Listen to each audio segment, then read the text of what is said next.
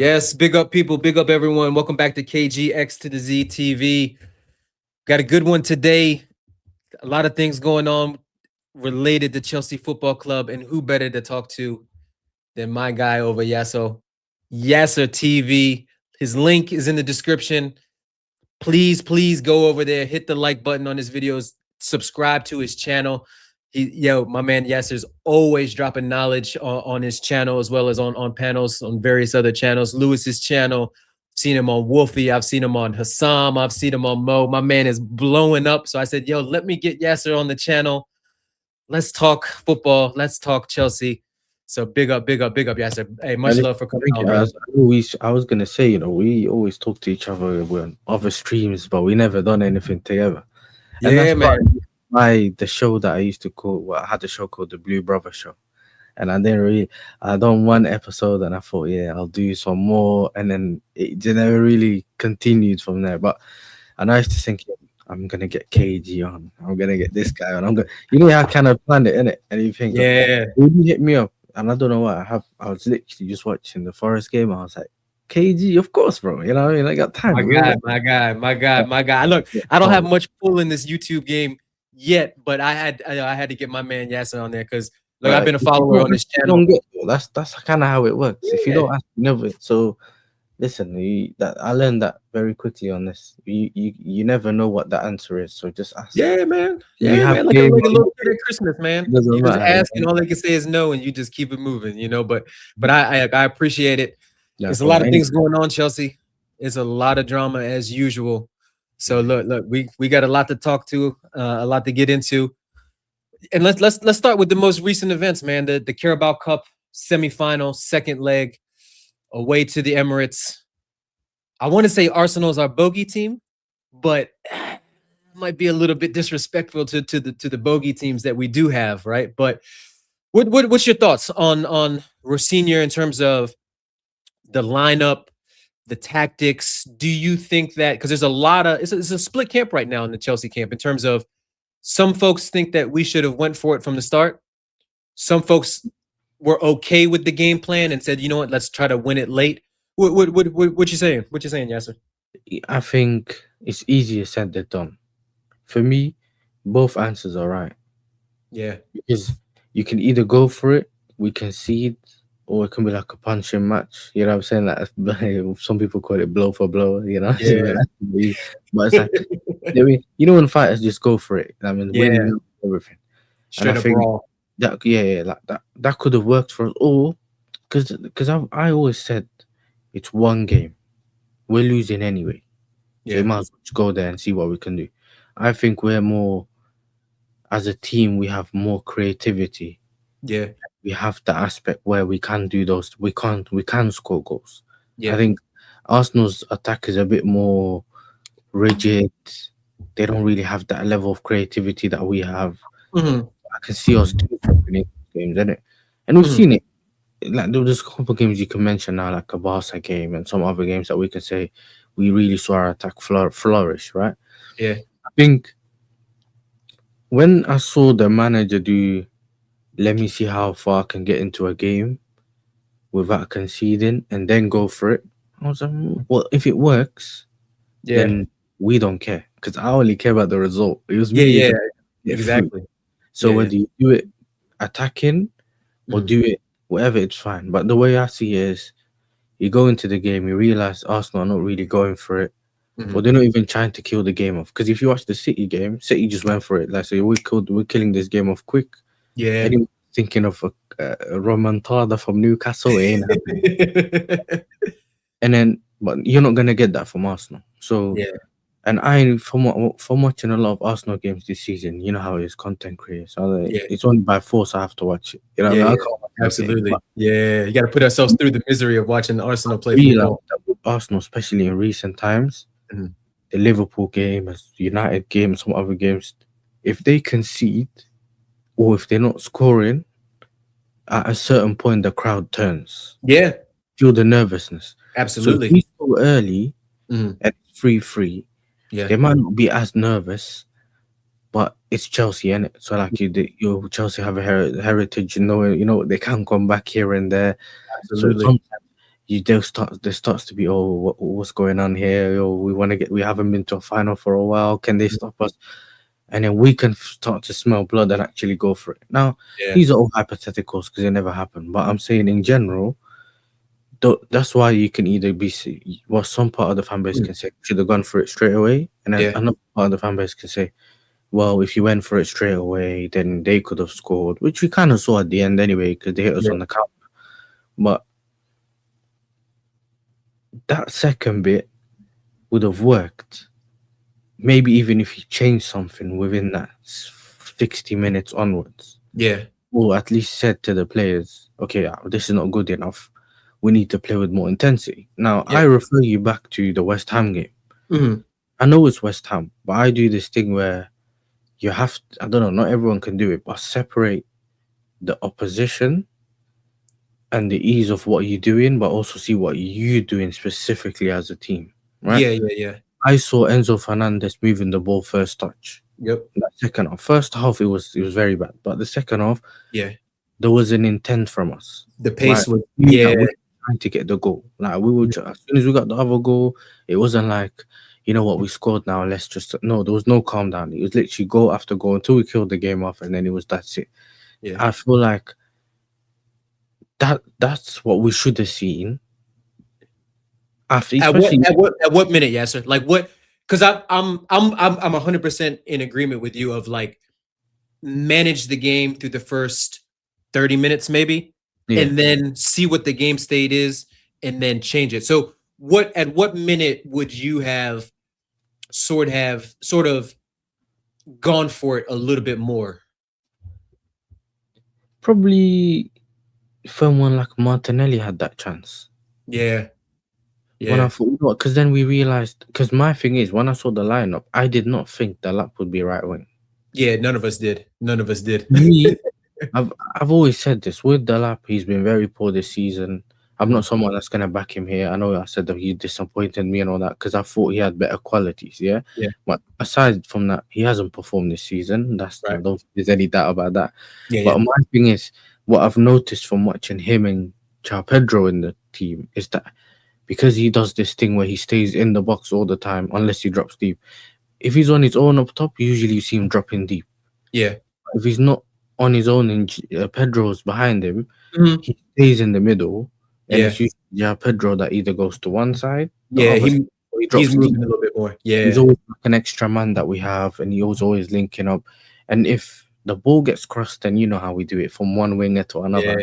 Or usually where Cucurella ends up getting the ball back post. And you saw that against West Ham. If the two defenders manage to get the lap to not actually get all the way up, or it goes past him, JP might be there. Yeah. Or he's always on the edge of the box where he did against Enzo Fernandez, because he keeps those two defenders around him all the time. Yeah. The only thing occupying them. Yeah. Kind of occupying them, but because they always think they might go for the striker, but then João Pedro he is occupying them. But the reason why, because usually I say, well, occupying is not enough. Right. But it kind of gets slightly the better of João Pedro because not all the attention is on him. Usually when he's playing on his own, he goes all the way back to link up and he keeps the ball for too long. And then when the wingers go up, he's not in the box. Yeah. So then we're going to get in trouble because our wingers can't finish. You get what I'm saying? Yeah, 100% on that. I don't mind having that up there, even if he's not scoring, if João Pedro is getting goals. You know what I mean? Yeah, I would actually prefer that. Like, I would prefer the lap to be the occupier, and then João Pedro with, like, because he's more intelligent. He's better in something anyway. Yeah. Regardless if he's not scoring, he's helping your team kind of play. It's working is in for your team. Obviously, you want the goals, but he's your main 9 then, because you're trying to see to get the goals from other places. Besides the point, I think for me, when I saw them together, I was like, cool, maybe he can occupy Gabriel and Saliba. Yeah. And then maybe João Pedro can cause a bit more danger. Yeah. When I saw him all the way out wide, I was like, he's occupying Hincapié on that wing. He hasn't been good himself in his position. So now you're just putting extra eyes on him and pressure on him when I don't even expect him to do anything out wide anyway. Yeah. And he's every time the ball went out wide, even if you don't really blame him, he was either getting shot down or kicked. That's another thing. We're not really gonna do the ref, but you saw how the ref moved that day. Yeah, but he was moving mad. In general, I think those are the things. This is when I was like, okay, cool. Like, well, change it now, because the right How much? wings. Let me ask you this: how much do you think his game plan was affected by Palmer not being fully being able to go from the start, and then Esteval coming back late from Brazil? Because I know when I saw the lineup and I saw Esteval on the bench, I was shocked. I wasn't expecting Esteval to be ready for this. I was like, we were all saying in the in the group chats and things like that. We were all saying, shit, we're gonna get Garnetto. We're gonna get Neto on the right, Garnacho on the left, and and we're just gonna have to just suffer. Shout out to Ruben Amorim, just suffer. Yes, because when you said that, I don't know if you've seen them before, but I usually do the shorts. Yeah. Into the lineups, I didn't read it fully. Oh yeah. You didn't scroll down. How did you do it all the way at the bottom? You know how to. Yeah. So I've started reading it from the top, and then I looked down, and while I was reading it, I realized James weren't in it. Yeah. And then I also realized that obviously Esteval's on the bench, and I was like, oh, Esteval's on the bench. Why if he's on the bench?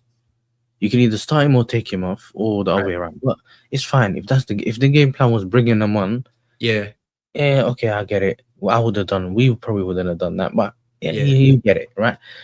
I think for me, this is where the hindsight comes in. Because for me now, because obviously I've done the press conference reaction stuff today, or you with the news. Mm-hmm. If they're fit to play 90 minutes against Wolves, you can play them 90 minutes against Arsenal, and then you can play them 45 minutes or whatever you try to play them against Arsenal, against Wolves. Yep. This is when the logic doesn't make sense, and then the whole Chelsea fan instinct kicks in, and it's like it's that guy behind the manager that made that. Yeah. Who's really calling the shots? I'm talking about the guy that had the picture, the guy that's in the stands, the medical done.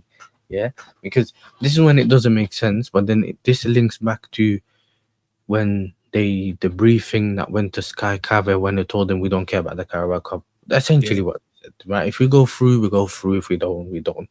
And I feel like it was annoying because I just wanted the team to win, to just keep winning with this team, whether it's a Conference League, whether it's a Carabao Cup, whether it's winning breeds winning. We're bringing in that haven't won to win with the team, because this is part of the experience bit. As much whether we like some of the players or not, whether we rate the trophy or not, the players we have in this team, because we care about Chelsea in it. So as much as players get their experience, whether we can get rid of him and bring in better quality, that will help us. You know what I'm saying? Whether they'll help in the team, that helps us too. Or whether it's Mr. 49, if he can get a trophy and then raise his value, that helps us if he goes. Like, do you get what I'm saying? So it can help multiple ways. Obviously, fans are happy with a trophy. Everybody's happy. Winning makes everybody happy. Exactly. So I don't know. I feel like there's so many different aspects, because cool. Reece James, that's another one. Reece James was very impactful in the Stamford Bridge game, in the Premier League game. Yeah. And I think he wouldn't have.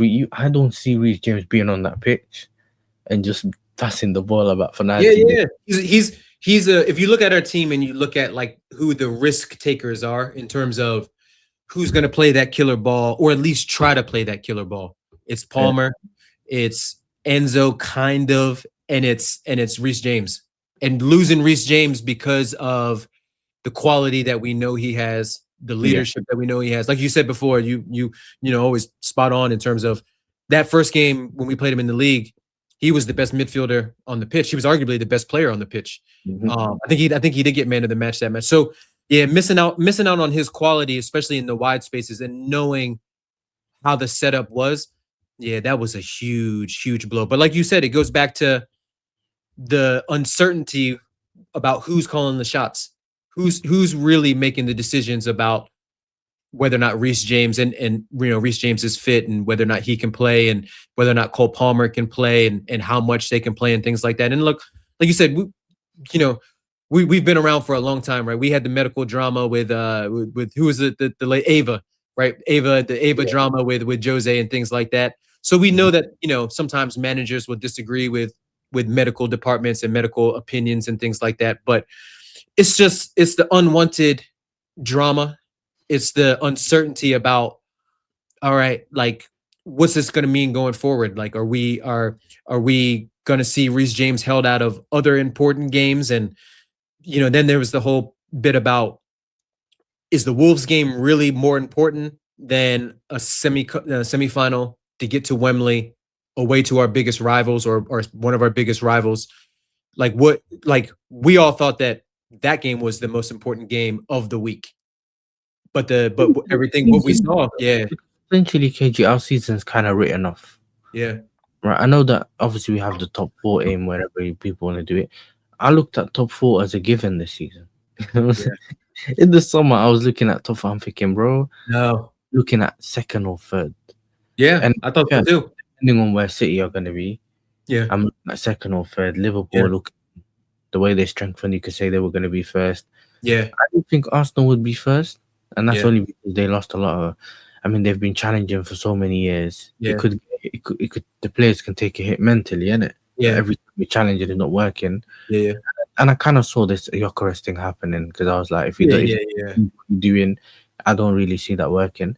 But all of the rest of the teams kind of haven't been as good. But then again, Arsenal's been more consistent, so they're there for their reasons. But I think how you now, you know, when you said where do Chelsea fans or Chelsea stands like right now, I don't know that I don't understand which games are important and which games aren't anymore.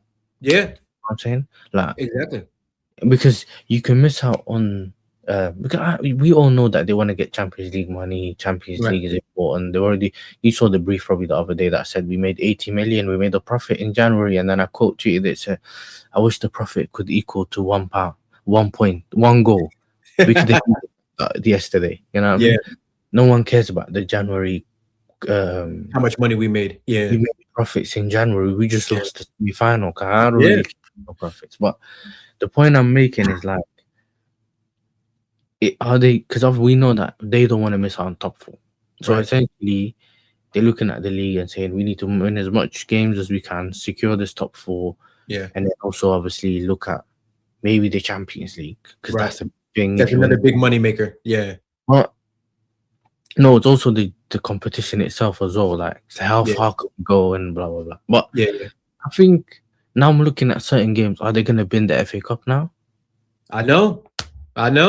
You're gonna start seeing certain. It's Hull. Don't worry about Hull. You got Crystal Palace, who are in relegation. You got them. Obviously, we played them twice, but it's like they're gonna look at each game and tell us it's more important than whatever game it is, and then all of a sudden you lose the game. And you're looking at it like, oh, he's not fit. Because now what they're doing is they're covering everything up with he's not fit. But obviously, maybe the Reece James thing, they're saying is still a doubt. But for me, it's like a thing where we can't be throwing certain games away. I agree. We're not even trying.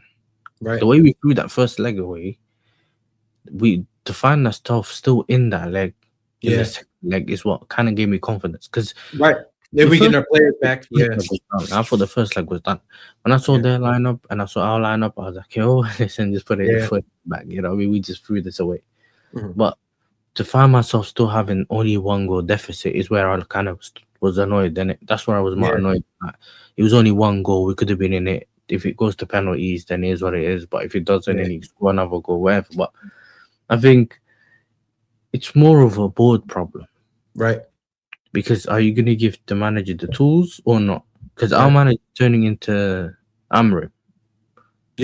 Remember when Amrim first came in, he was on every single interview.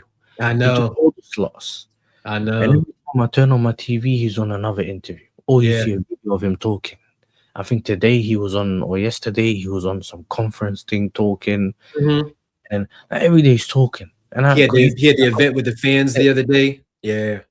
I get it. He's gonna make everything positive. He's gonna try to calm the fan base down, because I do get the part where when fans are not happy, it does affect the players, whether it's Yeah, in the stadiums, whether it's there or there. I get it, but yeah, the quickest way you can make us happy is by performing on the pitch. yeah. This is why I've always said I'll look at what's going on the pitch. I'm not an accountant, I'm not a Mhm. scout, I'm not any of that. I just look at what's going on the pitch. Yeah, Because if exactly. we win games and we won games in the run-in, for example, Yeah, at the yeah. end of the season, or you Other won, things take care of themselves.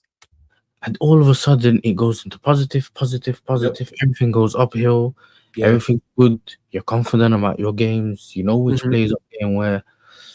But he's like, I don't know. It's almost like they playing. Do you remember when people used to do this thing when they used to? I think we did it recently with the Champions League. Who can we get next, and then who can be in your bracket? Yeah.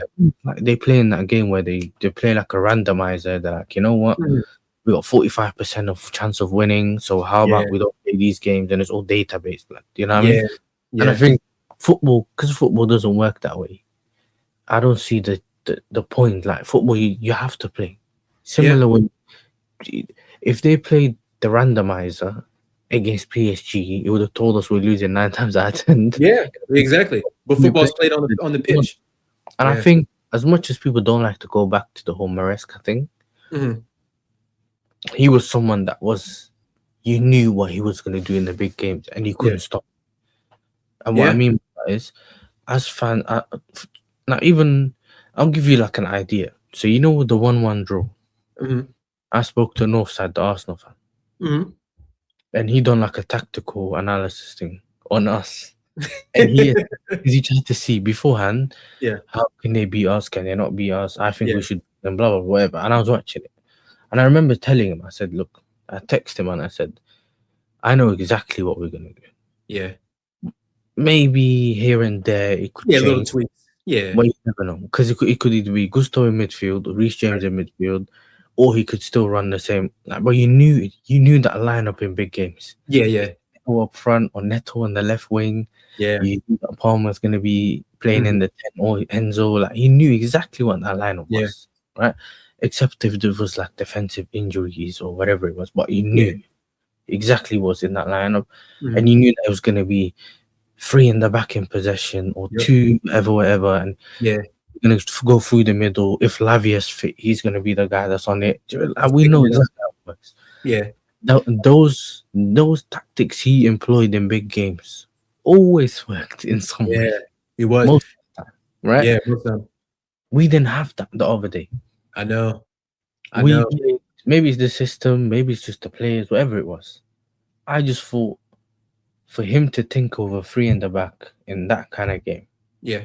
because we may have played three in the back. I don't always pay attention too much to like I'm not one of those guys that can say we played three in the back against Eastern and I can't remember it. But Yeah. Yeah. Yeah. I most remember us playing four in the back with this manager. Yeah.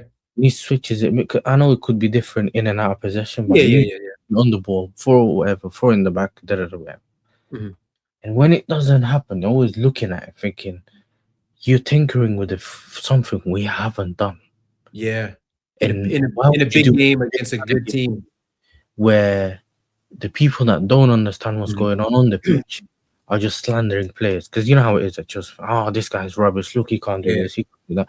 Because now you have to be able to separate the difference between the reason this guy's not doing it is Yeah. because he's struggling because he hasn't got space or this and that, or he Yeah. hasn't Yeah. got, or he's being rubbish, Yeah. or it's the system, or like there's always aspects and layers Yeah. in Yeah. game. Yeah. I think the simplest thing to do is he's not playing good, he's not playing good. That's the easiest thing. Yeah. Easy thing. Yeah. Especially for fans. It could Yeah. be because of the system. Mhm. So sometimes a manager changes it to three in the back, and you now have two extra players at wide. Yeah. And you stretch the pitch. Yeah. When we had Conte, Yep. we had Moses and Alonso, Yep. so you had five at the back. And when they Yep. went up, they supported the midfielders. And Yeah. then when you went all the way forward, you had five attackers. So you Yeah. Yeah. always, Yeah. and I think in certain games it was working. Yeah. As in, if you do it, so sometimes a manager can say, you know what, I'll move this and move that and kind of make it like this. And then now the opposition manager has to change Yeah. because it's not what he expected, or Right. he Right. now Right. someone's causing problems on a certain side or Yeah. whatever. Now, those are the things that we look at in games. But he just kind of went with his system and they said, look, I haven't conceded, so it's working. Yeah. But then the quotes afterwards is what makes it more annoying. Yeah. Which is like, oh well, if you went head to head with them, they would have beaten us. Then they would have called me stupid. And I was like, well, that's fine. But when he starts saying we played well, yeah, and then today or whatever, I heard the quotes from the other day when he was saying this guy's been amazing. He had good games. yeah, And I'm like, no, he didn't. You know what I'm saying? I know yeah, that you say it, but you kind of sometimes want your manager to be honest. I know yeah, people don't like it. If you remember, like the manager's, he's way too honest. He should be saying this. You can yeah, never win sometimes, but you kind of want the confidence that the manager's taking you the right way. yeah, yeah. And we're not getting that. I didn't expect it from him anyway. But yeah. if he well, let me ask you this, Yasser. How much do you think of that is because we've got a young, inexperienced manager. He comes in mid-season. He's thrown into January at the time. maybe things actually, to be honest, January will probably be our busiest month once it's all said and done. How much do you think? Because it's got to be difficult, right? Like to put yourself on, like all of us on football content creators. Yeah. We all think we're managers, right? Like we all think that we know the best 11, we know the tactics and things like that. But how much do you think coming in mid-season into a busy, hectic period with players all over the place in terms of fitness, in terms of injuries, do you think that he should have been like, you know what, this is going to be my style, we're going to play this style from day one? Or do you think that he should have taken kind of what the approach that he is taking now, which is like, I'm going to keep some of the Maresca principles there, but I'm going to sprinkle a little bit of my philosophy in there. So like, what do you think is the right approach? You know what? I'm gonna keep the same energy because there's something out there that I've said before about Amarim that I think applies to this. Yeah. And I think for me, just to give you context, I said with Amarim, I said when he realized or when he knew that he weren't gonna get money, he should have done the Thomas Tuchel thing. Yeah. Which was like, how can I get the best out of this squad? Let me just get to the end of the season. Yeah. And then when I get to the summer and I know what I'm getting, I can play my system or not. And I think the reason I said that is because you still get results. Yeah. You get belief from the players, the fans are behind you, and then you can kind of start implementing a system, but then you also have the summer to do it. Yeah. You get it? We have more time with the players, yeah. Off the pitch stuff, and then when you start getting on the pitch, you can do it on the pitch. Yeah. You kind of know what you have as well, instead of just ruining the season. Yeah. Because you're stuck on doing your way. Yeah. And then you feel the club probably fails, and then the club might even have to end up selling players. Yeah. How poor they've been, or yeah. Because imagine the levels you get on the look at United now. The levels they're on now, it's not the levels we've seen them on the Amram. Right. So there's some players people thought are so bad on the Amram that weren't that bad, but they were just bad because it was the midfield, like Casemiro and certain players. They get in the midfield. Yeah. So we've had it as well on the pitch where certain players were looked at as rubbish, but that's because what we knew is anyone that understood that it was system or what, I know. It kind of deceives you sometimes, right? So as a manager, you want to have, especially if you're going to come in mid-season, you want to have that stability. If you try your thing and it doesn't work, you just switch it to, you know what? Yeah. Can I get the best out of the squad that I have? Yeah. And then when I get to a point where I can either add, which is the January transfer window, which we didn't add, but if you add, cool. If you don't add, then you can go, how can I just get this squad to the end of the summer? Yeah. End of the season. Yeah. And then from there onwards, make your changes. My touch on it. And then if it doesn't work in the summer, or you try pre-season games, and or let's say you've made top 4 comfortably, you have 3-4 more games left, you try it there. Like, do you get what I'm saying? Yeah, absolutely. Yeah. I'm looking the same thing at this manager. Now, maybe he could have tried some of his things and it worked or didn't work. But if the 3 in the back thing that he tried the other day, if that's his system, don't try it again. You know what I'm saying? I know.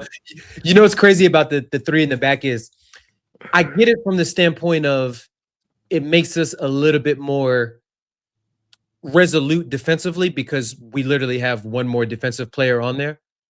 But the hindsight of that is we don't have very good defensive players when it comes to center backs. So that extra center back that you're in theory bringing in isn't a very good player and isn't somebody that we trust. So it's like, I get it. It's such a catch. Yeah, catch 22. I'll be honest with you. I've said this before. Like you've seen how this is how we used to know about Timber. Now in Timber in Holland is known. They used to call Hato the left-footed Timber because he's from Ajax. Yeah. It's similar. The problem was that even though he played centre back, they always used to tell me play him at left back, don't play him at centre back, and it was the same with Timber. He played centre back against Poland. He got dragged out of position. Timber got dragged out of position because he tried to press someone he shouldn't be pressing, which was Lewandowski. Yeah. And by the time he released the ball, he left that space for him and he just ran into it. Yeah. And I like this is why I used to tell you, like, don't play him. And then he went on those couple of games playing centre back, and I'm pretty sure he played centre back after our game, couple of games after. Yeah, he played. I remember him playing center back when he came on versus Liverpool because Badia Shield got hurt, and he did well versus Liverpool. But at the time, Timber. Oh, Timber. Yeah. I always thought Timber was more. The whole back line got injured. Do you remember the whole back line got injured? So they were Yeah. Absolutely. White at right back. Yeah. And people were like, "Listen, don't play Timber at centre back no more." I was like, "I told you, look." Yeah. The same with Hato. Do you remember when he played Carib and some other games? He's just more. He doesn't have to keep defending wide spaces and rely on his left back. Because if Cucurella's not left back, and someone else is playing left back and he's playing left centre back, then he gets. And I don't blame him against West Ham because a lot of people, I don't even know, he wasn't on. He was left back. Yeah. But when the guy next to you is not tracking back and you keep getting left and 2-1, it doesn't matter if you're Abidal or whichever left back, Ashley Cole. It's a lot of pitch to cover by yourself, especially in this league. This is when you have to separate between how poor someone's been because of what you see on the pitch and what's happening around the minute. Yeah. And I think it just depends on the system. Now, if you're gonna have a left-sided centre back, he has to be able to defend the wide spaces, which we used to have. We used to have really good doing that. Yeah. Do you remember? Yeah. But when those players, they have pace, they're very good 1v1. But I just think that just stick to that 4 in the back. Yeah. Play we always talk about playing three midfielders, and you just have your 3 attacks. You know what I mean? Or you usually play with a striker, 10, like a diamond, whatever. Yeah. The systems that we know, don't make it too complicated because then you get players. If the players have to think about what they need to do on the pitch for too long, then they're messing up. You know what you start seeing? Pass back. Yeah. What's going play on? Safe. It's going to be just safe because I don't want to be the guy using the ball. Whatever. And I think that's when you start to get annoyed as a fan because now you're like, okay, cool. When are you ever gonna pass forward? Like, and we see that a lot with how we were sort of late in the Maresca tenure, and then even now, where we're very stagnant on the ball, not a lot of risk taking and things like that. I would like to see you made a good point, and we kind of brought up going to a back 4 and then sort of solidifying the midfield with 3. So ideally having like Enzo kind of pushed up a little bit further and then Caicedo with Santos. And that, that's one good thing about Rosenoir is some of that familiarity that he had with Santos at Strasbourg is definitely showed because we can definitely see just by the minutes that Santos has got underneath Rosenoir that he favors him more. But my thing is, I think both Santos, and even though Santos hasn't shown it here, but he was he popped up with goals at Strasbourg. And same thing with Caicedo. I think when Caicedo's pushed a little bit more forward and a little bit outside the box, I've seen him do it with Ecuador. We've seen him do it bits and pieces here with Chelsea. I think Caicedo's very good in and around the 18-yard box. I think he's got a very good shot on him, and I think he's very good at playing sort of those chip balls over the top out wide, so that people can kind of run onto and then maybe hit it if it's Cucurella on the left, hit it first time. Put it across the box, put it in a dangerous area. The only problem is to do that, you have to make a decision with Esteval and Palmer because both of them can't play off that right side. One of them's got to go right One of them ideally would go left, especially now with our attacking options being limited, with Gittins being pretty much done for the year, and then with I like the Yasser put it has a lovely nickname or slander name for 49, but 4.9, having 4.9 on that left side. So it's there's a little bit of risk reward, right? You go with that 3-man midfield, you become more solid defensively. You pack the middle. You make teams sort of go on the outside against us, and where we have the 2 best fullbacks in the league in terms of the combination, but you lose a little bit in attack just by not having that extra attacker on there. So it's a little bit of it's a big call that Rosenoir has to make going forward, and maybe like you said, maybe it's situational for certain teams. Because look, when we played West Ham, I said West Ham's a team that you can play Enzo in a double pivot, push him forward, and ideally have Caicedo running around. But we saw that, and we saw it didn't work in that first half. So it's like, what do you do in kind of in those situations? So what are your thoughts in terms of how would you? Because we have been scoring more goals under Rosenoir. Like it's just a fact, right? We had 3 against West Ham, 2 in the first leg against Arsenal and so forth.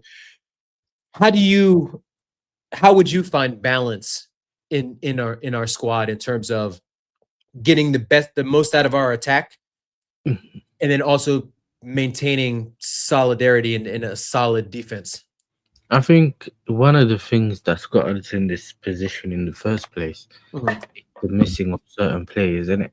Because obviously Lavia was someone that can help us solidify that defense from midfield. Who is this Lavia guy you speak of? I don't know who this Lavia guy is. You know what? I think I don't blame him necessarily. I can't blame him for getting injured. But it's that Isugo, brother. If he was fit, Caicedo minutes and Lavia wouldn't have got injured because the manager wouldn't have had to want to rest Caicedo and play.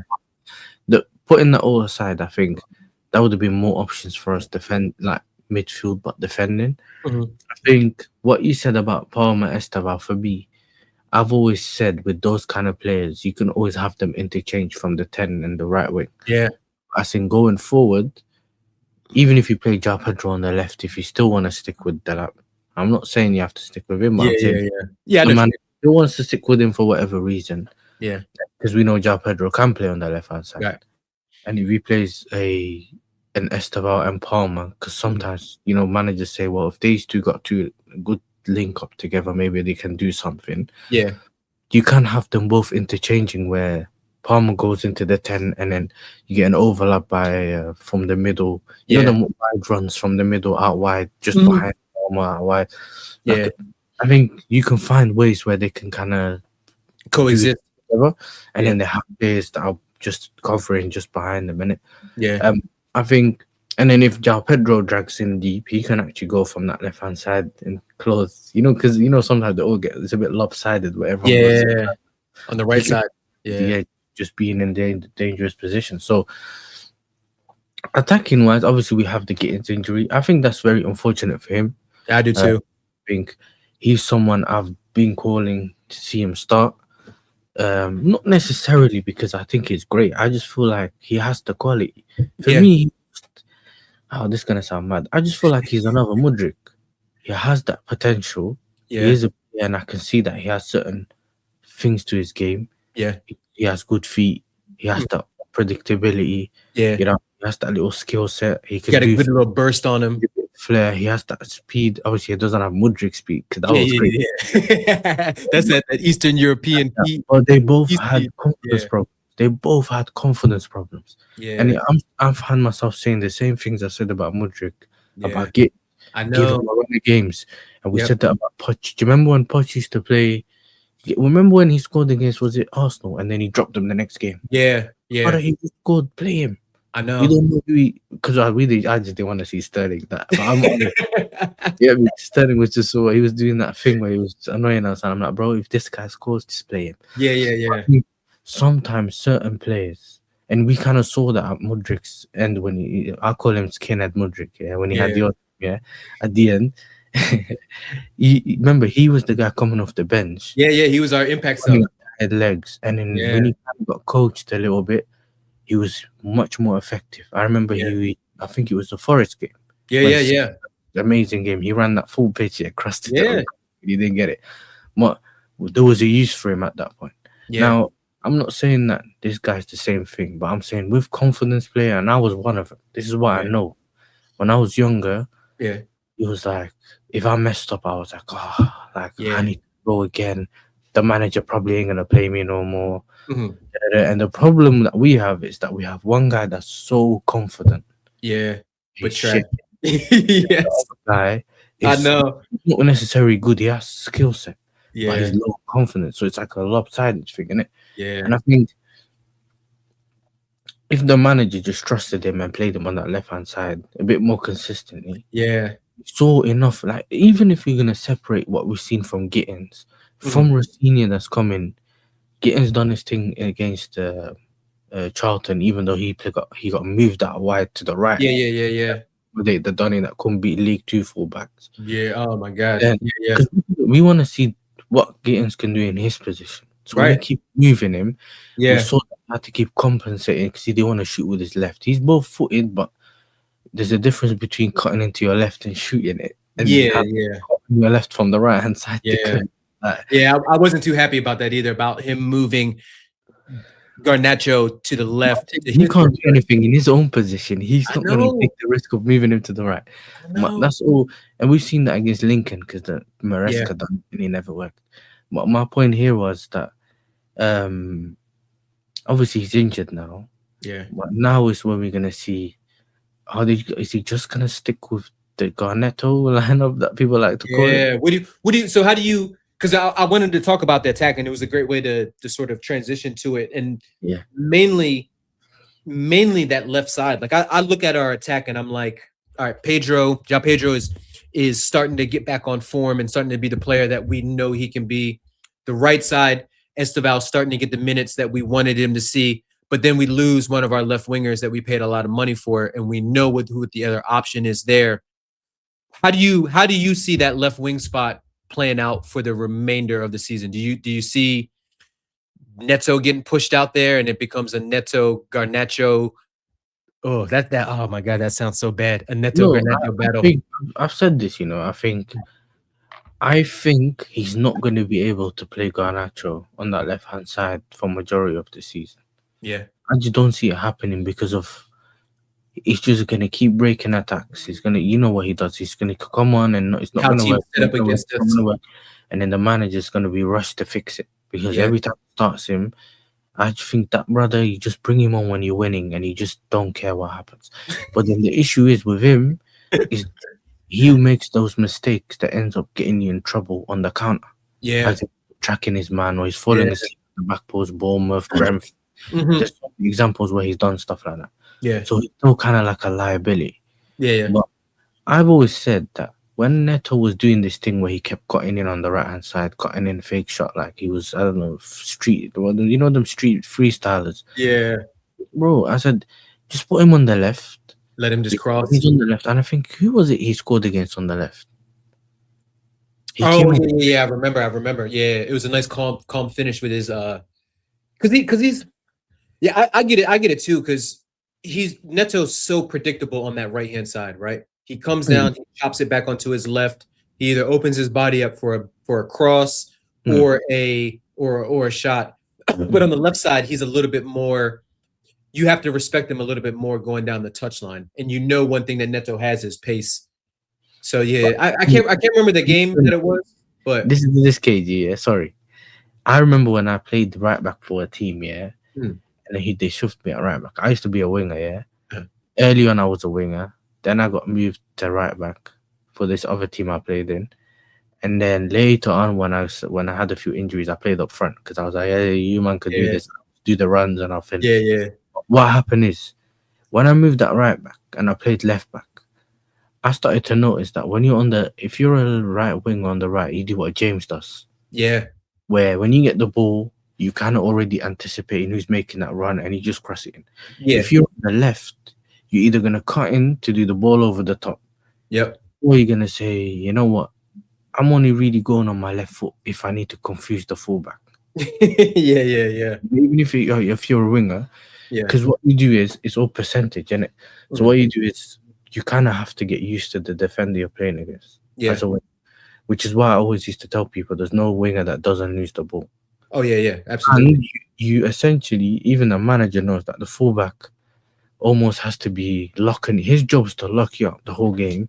Yeah. Your job is to find a couple opportunities here and there. Yeah. Now, if you get to cook him the whole game, that's like a bonus, isn't it? Not every wing can cook him. But what you do is, Uh-huh. so let's say you go on the outside, he pushes you off the ball. Okay, Yeah. you go on the outside again, he pushes you off the ball. Now you know what? He's gonna think that I'm constantly gonna go on the outside. The next Yeah. one, the inside, and he catch him out. Yep. It's the mind games, Yeah, and mind games. Yeah, absolutely. what ends up happening is you end up going down the line. You're right footed. You're trying to cross it. If you're good enough, you obviously get the crossing. If you can't, whatever. Yeah. But what ends up happening is when you're on, if you're a left-footed player on the left-hand side, you go down the ball has to kind of get played ahead of you. But then you Yeah. can first time either put it behind the defense. Mm-hmm. Let's say a João Pedro's running onto it, Yeah. or you can slow down and maybe go up forward again and cross it for them Yeah. when they Get it up there. you can just Yeah. actually sit in the box whenever if everyone's in the box anyway. And Yeah. I think we kind of saw that a little bit with Neto in certain games where we get the ball, just put it in the box. But on the right hand side, it's too laggy for me, bro. I put Esteban on the right, Neto on the left. Yeah. I think even in certain games, I play Palmer on the right, Esteban on the left. On the I think if he play better. I mean, we've seen him only play left for that whatever Bournemouth Yeah. game. Yeah. Good. But listen, for me, it doesn't matter because he's in another example. He just crosses it in as soon as he can from that left hand side. Yeah. He doesn't keep putting it on his right because he wants to shoot with his other foot. Yeah. So, like I said, for me, I would stick Neto on the left, and I Mhm. think he might end up doing that Yeah. because Neto is just a bit more reliable Yeah. than him, and I think not a bit more. He's way more reliable. Yeah. than Way more. Yeah. little issues, but I think he could play him on the left, and then obviously Palmer or whatever on the right. Or if he's gonna play Palmer in the 10, he can do that. I mean, there's a few little options that we have that we can do across that Yeah. 10 left winger. I think it's just that left winger specifically. But then again, I'm looking back and saying, it's not like I've seen Gittins play so many games that we're missing our starting foot winger. Do you get what Yeah. I'm saying? Like if Gittins got into it and he was cooking on the left hand side and then he got injured, we could say, oh, we missed him. Like he's just got about to cook. He was barely getting minutes anyway. I know. So we I know. just forced to have to see what this manager's going to do with him. He's kind of lead, and I don't think he needs you don't need to waffle about him on the press conference because he got enough confidence, bro. He will try anyway. You know what I'm saying? He doesn't need no confidence. He doesn't need support. But I think that's what our lineup is kind of limited to. Obviously, Yeah. who else is on the bench? Obviously, you still have a Mark you still Yeah. have, and I think But sometimes we loaned one of our other wide options in Tyreek George to Everton. So yeah. that was unfortunate though. I think that Yeah. was they tried to get rid of him to Fulham. I think it was in the summer that kind of fell through. But then this is another thing though. Why didn't he just play him throughout the season? I know they probably didn't want him to get injured, so they can't stand him, but he did play in Champions League games and that. Yeah. Ajax and some other games. Yeah. And I think he had a good understanding with Gittins as well. But I think in general, he could have played that left hand side. I think so too. If you're talking about if you want a 1v1 winger and you want somebody to hug the sideline, then yeah, you probably don't want George. But if you're gonna give a Cucurella overlap or a Hato overlap and your left, I'll just say forward, your left forward cuts inside and it's going to be more of a left inside forward. Yeah. Tyreek George would be my number one choice over Gittins and over Garnacho over there. But this is another thing. Yeah, I'm sorry for this, but if you're gonna if your wingers aren't good enough or struggling, this is when we kind of go back to the thing that everyone was moaning about, but they were moaning about it for other reasons. The overlaps. Because the overlap can help drag a fullback out of position. It takes that 2v1. Yeah. And give that little bit of extra time that the rubbish winger needs. You get you know what I'm saying, to fix his touch or maybe even cross the ball in, because he did it, or he can just slide that ball through to the guy that's overlapping. I think we don't do it as, I don't expect us to do it all the time, but in certain positions, he needs an overlap, not an underlap. Sometimes he may need an underlap. So if we can do both fair, if we can do one, that's fine. But I think those aspects, which is what we need. So yeah, I agree. I think look, it's up to the senior to do it. We can have all these conversations, but if the manager doesn't do it, we'll be back in right again.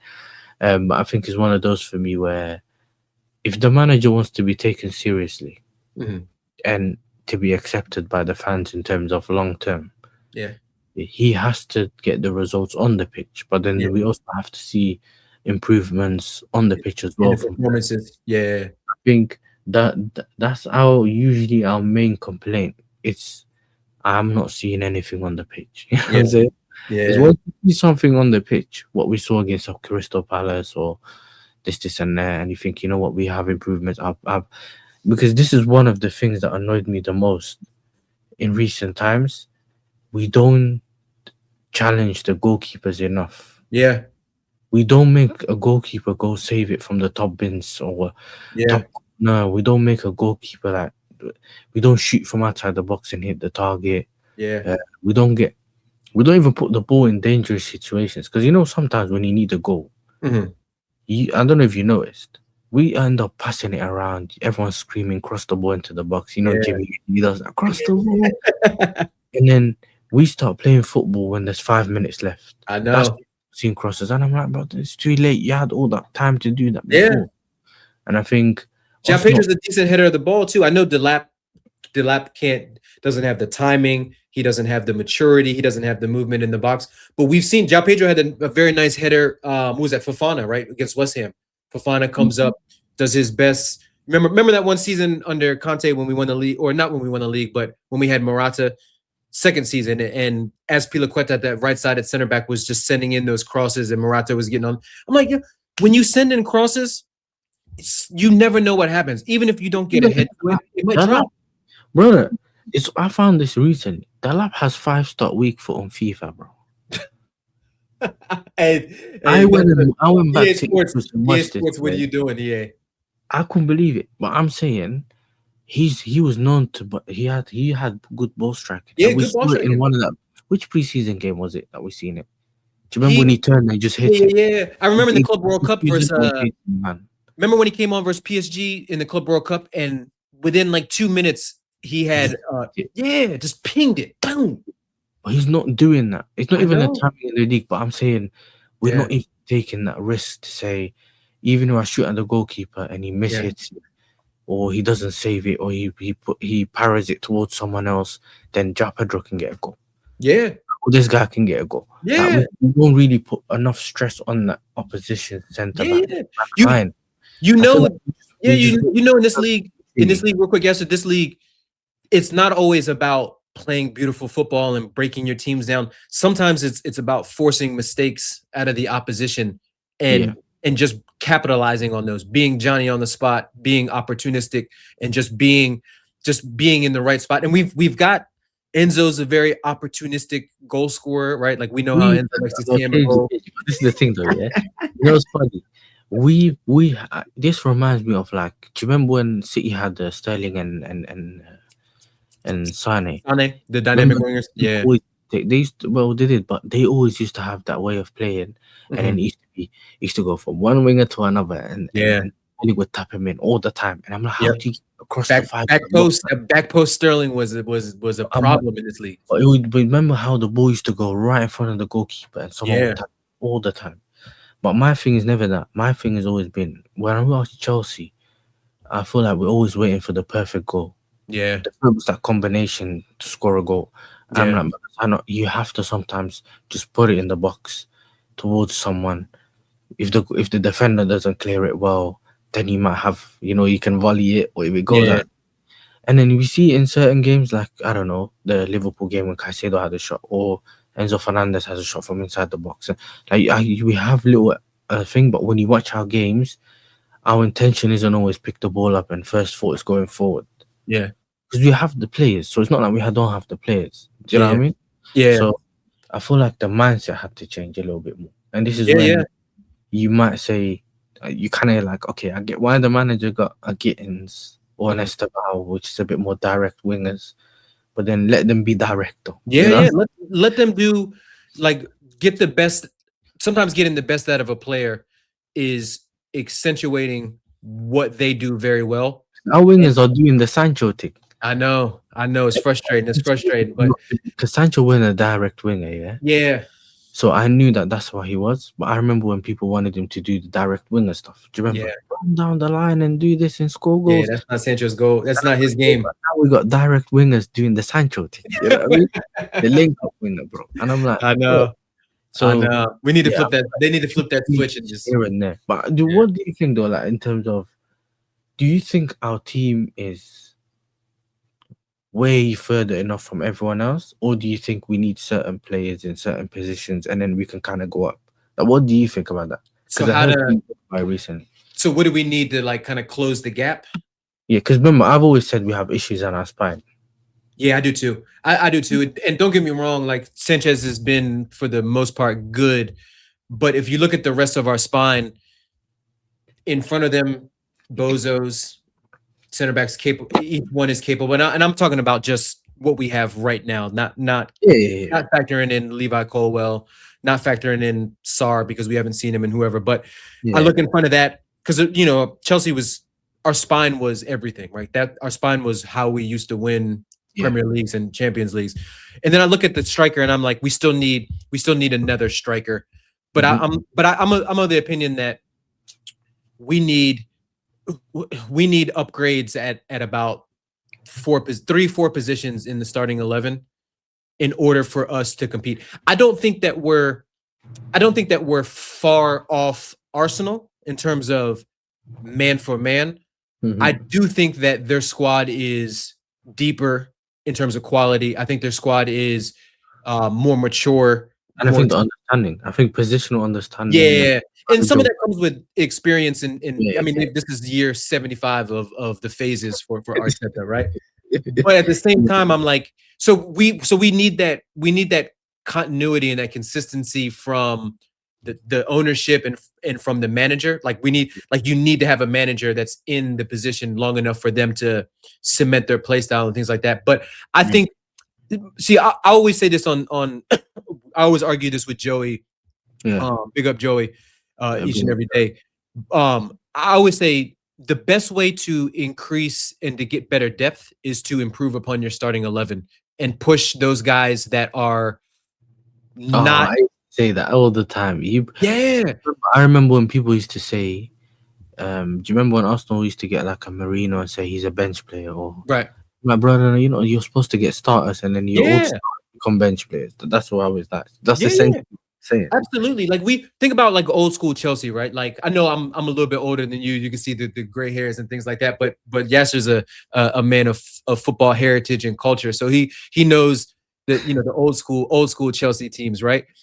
We used to buy and try to replace Drogba every summer.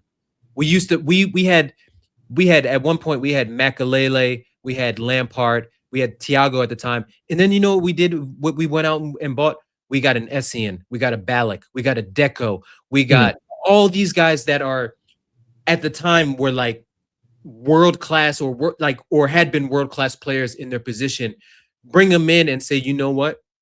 We'll let the cream come to the top. And Lampard used to say this all the time in his interviews when he'd say, you know what? I would sit there and in the summer we'd bring in a Ballack and I'd say, you know what? That guy's the captain of Germany. We'd bring in an Essien and say, yo, that guy's the one of the best players, one of the best unknown players at the time. And then he said that would make me raise my game because I knew if I wanted to get the minutes, I needed to work on my game and things like that. Now I'm like, I look at our team and I'm like, obviously we don't have the same recruitment strategy and things like that. But I look at our players and I'm like, we're not.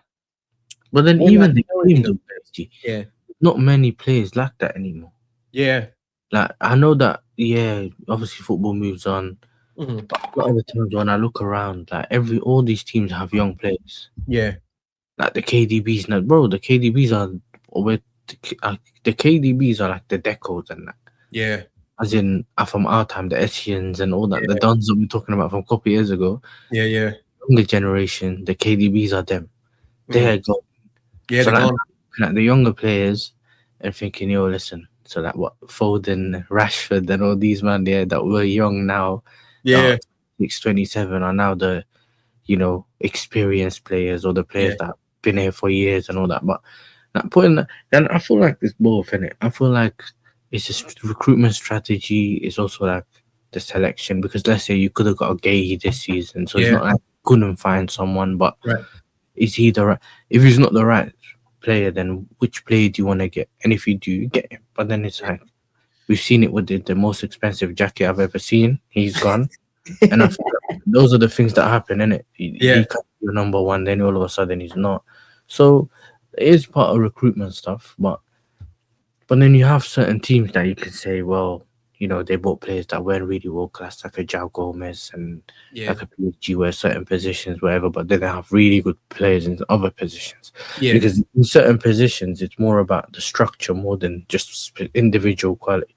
And that's mostly centre backs. You see that centre back, the two pairing, it's a pair. You can have one that's not good in the air, the other one's good in the air. He compensates for what the other guy can't. One that can step, one that can drop. Yeah, well, if you have yes, it's very rarely both of them have all the qualities. But if they do, then cool. But then it's like, that, okay, if he goes out wide, I know what to expect to do, and he knows that kind of thing. I feel like we've always changed so much because of the injuries. Because remember, last season, Fofana was the one not fit.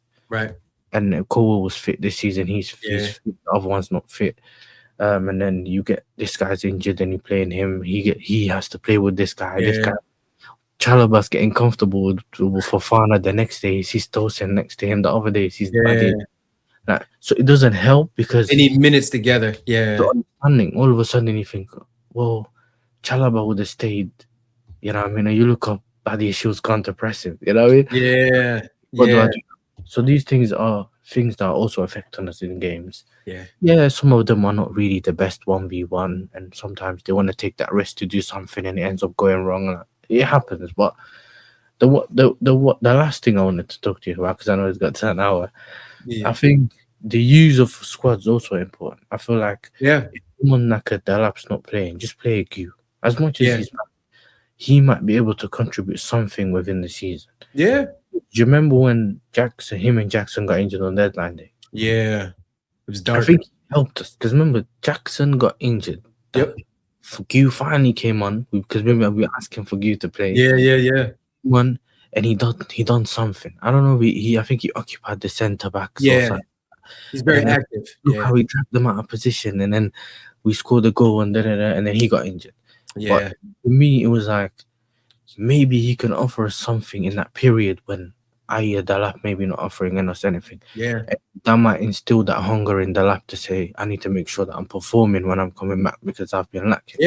Absolutely. I'm not necessarily saying that he will, but it's one of those where give someone else a chance. The same way we spoke about Tariq George. If he could have helped us instead of the other Donny, then and I think it's the same around the team because we have a lot of these men sitting on the bench that don't do anything.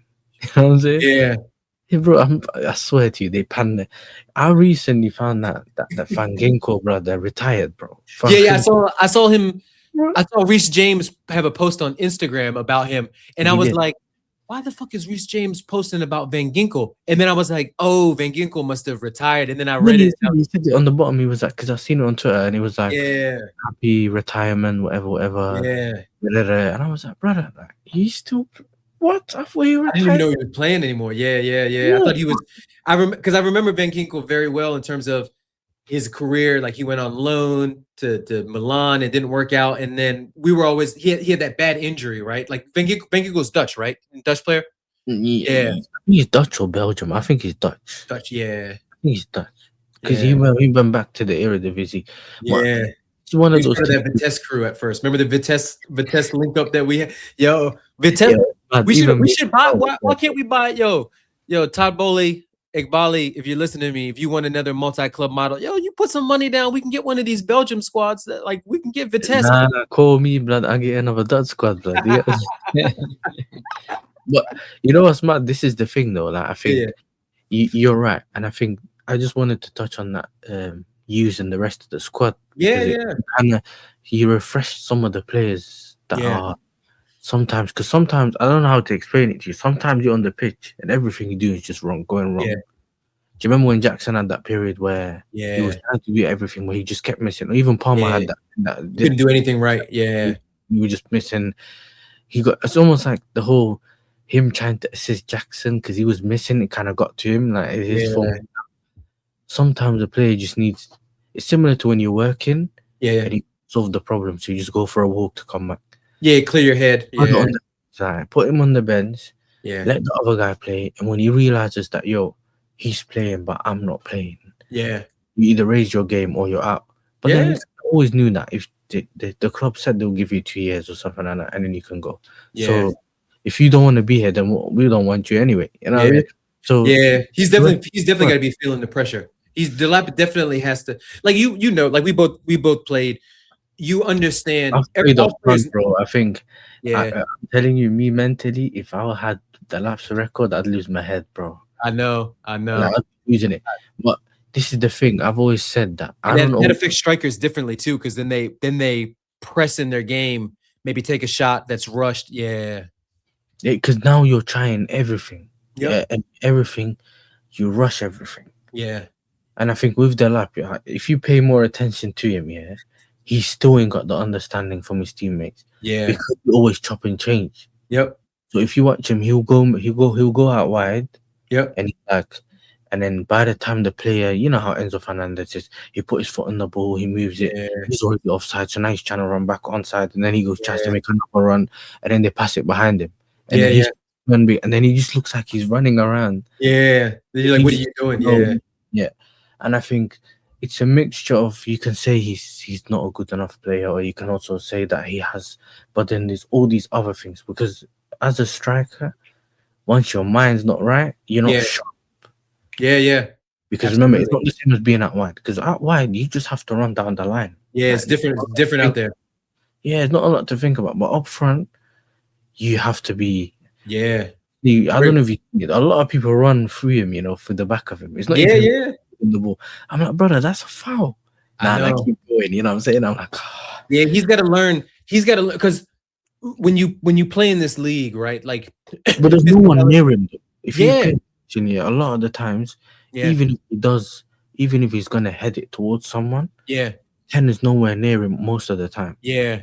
Which So means you got to make it stick. You got to make it stick a to little make bit. it stick. And when you have Yeah. three players around you in certain position, it's not easy. Yeah. But look, at the end of the day, I think it is also a mental thing when you're not scoring as much as bro. Yeah. You saw it. He scored against Fulham. The first thing he went to do was celebrate, bro, because he was. Yeah. I know. It was It's like yeah. I was like, bro, no, I was like, get the ball and go back. But then yeah, I really go. We need this. We need this. You know what? I know. Let's Brother, do real quick thoughts on Wolves. We played Wolves twice already. We played them once in the league, smoked them. Then we had a little bit of problems with them in the Carabao Cup where shout out Gittins with probably the goal. We were talking about, I think it was on which stream was that on? Lewis's stream, maybe? We were talking about the goal of the season. Yeah, goal of the season. And I think the consensus was that Gittins volley outside of the right boot from the left side was probably the goal of the season. But are you worried at all about Wolves, or easy 3 points in the bag? Just get in, get out. Wolves used to be a somewhat tricky place to go back in when they were, Moutinho, Ruben Neves, Cunha. I saw Yasser on his stream, folks. Make sure y'all go check out Yasser's last live stream that he did, where he was pulling up some of the old Wolves lineups. I think there was a lineup that I think we beat them 4-2, and they had Neto starting in the 9. They had Cunha on the left hand side. They had Aitonori. So Wolves Molyneux used to be a little bit of a tricky fixture when they were cooking the books with all the Portuguese brothers, but this Wolves side is a little bit different, a little bit worse. They've got about 17 Gomez's. I think they just got Angel Gomez over the line. Are you worried at all, or it's just 3 points pretty much guaranteed? Nah, I think listen, it should be guaranteed 3 points. Yeah. Look, Wolverhampton's not far from me, so I'm always there, yeah. For work. Yeah. the Wolverhampton fans are signed off, bro. Strand lost, and Yeah. check some of the stats as well. They ain't scored in 3 consecutive games. Oof. They ain't scored a goal since then. Yeah. So we should be going there, and I know they're gonna give us a game, but it's all Yeah. about us taking our chances. Yeah. Put him away early, hopefully. Momentum usually kills these kind of teams off. Yeah. You either score a goal early and then they try to come out and you score another goal, Yeah. or they just sit back and say, "We knew we were gonna lose. Let's just make it respectable." And Yeah. I think yes, these players that brought on they brought in this extra quality, but I think after the way our teams performed against Arsenal, there's no excuses. You know what I'm saying? Yeah, We it need- gotta be 3 points. It can't be what's it called, a smash and grab against Wolves, bro. It can't be. Nah. You can't be making us stress. You know what I mean? Nah, not against Wolves. I bro. know. You know we're gonna stress though, because that's what we do as Chelsea fans. So real quick before we end the stream, what's the Yasser prediction? I got my betting app open right now, so I'm gonna whatever Yasser says, folks. Hey, nah. The money on it. I'm not a betting man, so I don't really. I usually just say a mad word. I just say the mad numbers, yeah. But I don't know. I think we should. I think 3-0. You know. 3-0. Okay, I've been saying 3-1 on streams that I've been on, and I'm pretty confident in that. I think, like you said, you made a good point. Sometimes you have to remind bad teams that they're actually bad, and you need to go out there and you, like you said, you can kill their confidence with a early goal. They have something to play for, so it's not like the old. Even though the Wolves had something to play for the whole season because they were trying to get out of relegation, but I think I think with the fact that we have something to prove, these are the games where usually your team comes out with a clean sheet and a good performance. But you've seen it, we've done it before where sometimes have poor performances and you get the clean sheet. Like, where was this performance? Then you look back at it and you're like, Chelsea's second in the league with clean sheets, and you're like, yo, how the fuck did that? But those are the 2 games you expect that, and I think with some of the games you have coming up, I also feel like you get the results, get the wins, get the morale up, and everything that we can face that run-in that we have coming up. That's gonna make my goatee the same color as KG's. Running is stressful. Only thing that can do that is kids. You have a couple of kids, and you will soon. Couple years ago, before I had kids, this thing was jet black like my sweatshirt. But hey, folks, you heard it here first. You heard the Yasser prediction, 3-0.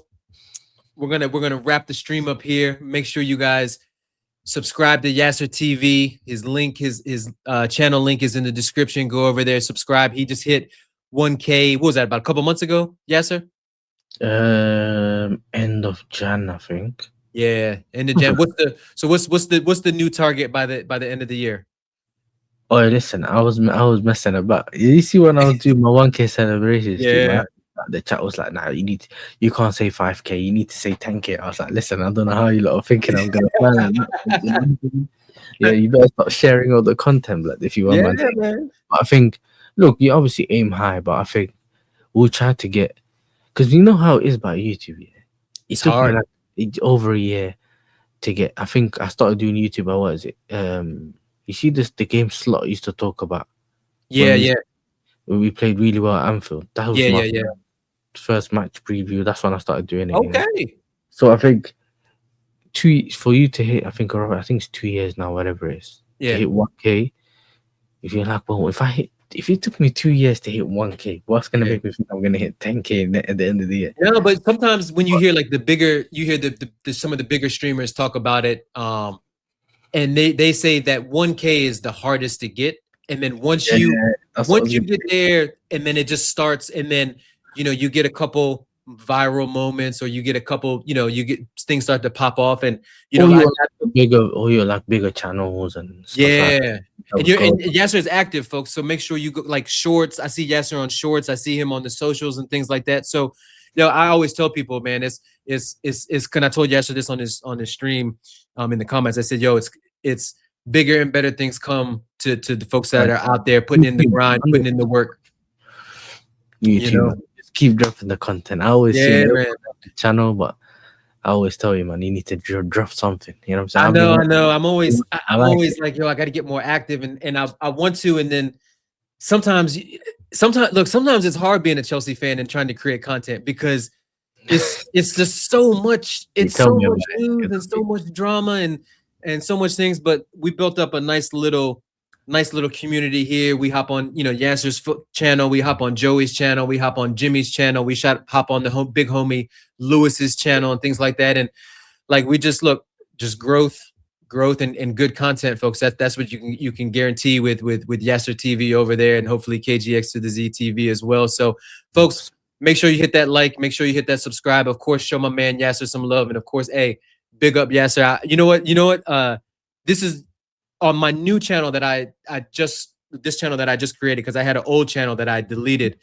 Yasser's the first guest that I've had on here. So, yo, folks, make sure you show my boy some love over there, and look, I love for that, man. You know what I'm saying? And we'll see you at the next one. Hopefully, it's a happy post match reaction with 3 points from Wolverhampton. So shout out to everybody out there. But big up, blessings, and again, appreciate everybody. Peace.